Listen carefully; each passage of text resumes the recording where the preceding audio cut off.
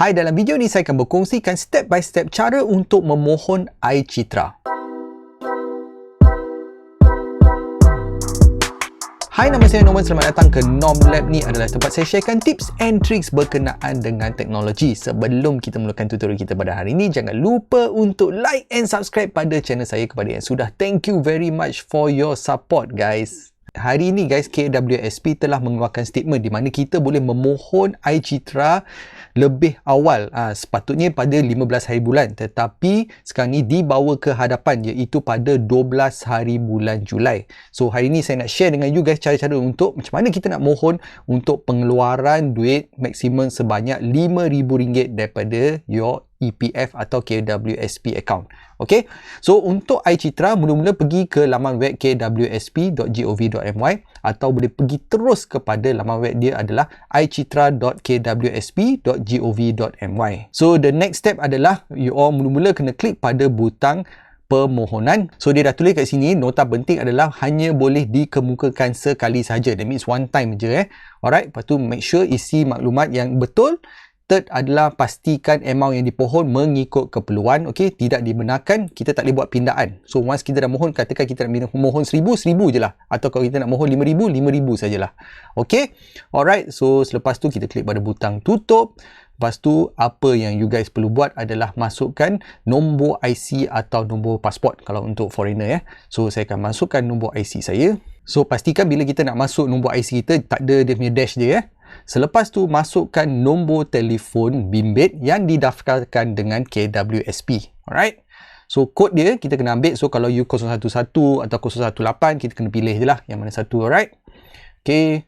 So selepas tu klik pada butang teruskan. Langkah yang seterusnya, KWSP akan menghantar OTP password. So pastikan kita check balik kita punya handphone, masukkan nombor OTP yang telah dihantar ke handphone kita. Alright, so selepas tu klik pada butang sahkan nombor OTP. Okey, untuk situasi saya, okey, dia dah tunjuk dah 4 step. So step pertama adalah jumlah atau amount pengeluaran. So untuk saya dia dah tulis dah, okey, amount kelayakan pengeluaran adalah sebanyak RM5,000. Okey, untuk situasi saya ada dua pilihan. Satu adalah kita boleh terus klik pada butang untuk memohon sebanyak dia punya maksimum adalah RM5,000, atau kalau kita nak kurang daripada RM5,000, kita klik untuk mengurangkan amount pengeluaran. Okey, so situasi saya untuk jadual bayaran pun dia dah tulis dah. So bulan pertama dia akan bayar RM1,000 sehingga pada bulan yang kelima. Langkah yang seterusnya, klik pada butang teruskan. Okey, langkah yang kedua pula adalah berkenaan dengan maklumat permohonan. So, pastikan kita kena check everything.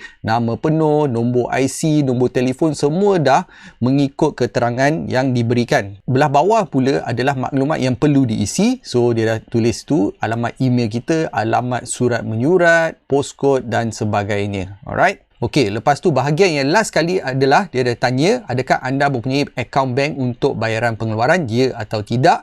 Alright, so pastikan bank tu masih aktif dan sebagainya. Lepas tu pastikan dia punya bank tu, nama bank dengan nombor akaun adalah yang betul. Okey, yang last kali adalah dia akan tanya dua soalan. Satu adalah saya memohon pengeluaran iCitra kerana, lepas tu you all boleh pilih dia punya jawapan dia.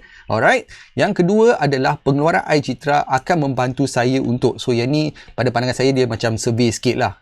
Kenapa you all nak withdraw duit daripada EPF you all. Lepas tu klik pada butang teruskan. Okey, step yang ketiga adalah pengesahan permohonan. Okey, so pastikan pengesahan permohonan tu everything semua dah betul dah. Okey, kita check balik nama kita, semua kita punya details, jumlah dia punya pengeluaran dan juga dah bank account ya. So everything dah okey, saya akan klik pada, we call it sebagai kita punya declaration. Lepas tu klik pada butang saya bukan robot. Memang bukan robot pun. Alright, selepas itu klik pada butang hantar. Lepas tu klik pada terima dan perakuan. So pastikan you all dah baca semua the perakuan pemohon. Okey, selepas tu klik pada butang tutup. So langkah yang seterusnya klik pada butang hantar.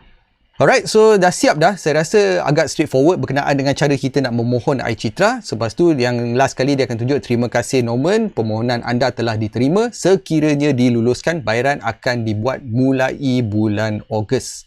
Okay, so dia dah tulis kat sini penting, akan dipaparkan sekali saja dan tidak boleh diakses semula selepas ini. So pastikan bila you all dah habis dah semua, kita klik pada butang cetak dan simpan rekod permohonan. So at least you all dah ada bukti lah. So kalau ada apa-apa lulus ke tak lulus ke, at least you all dah ada bukti untuk tunjuk kepada pihak KWSP. Alright, selepas kita dah klik, kita ada 3 pilihan. Satu adalah untuk muat turun, you boleh keep dia punya soft copy. Yang kedua adalah untuk kita cetak, kita boleh terus print. Dan yang ketiga, kita boleh terus tutup permohonan kita. Alright, so saya akan klik muat turun.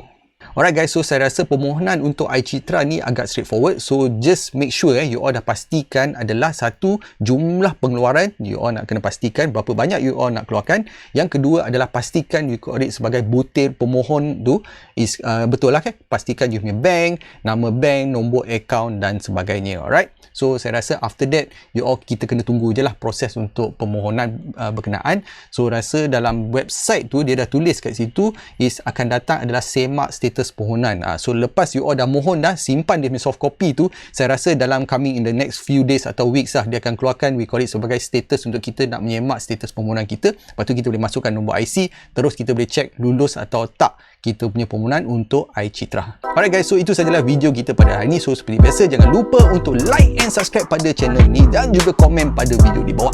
We'll see you in the next video guys.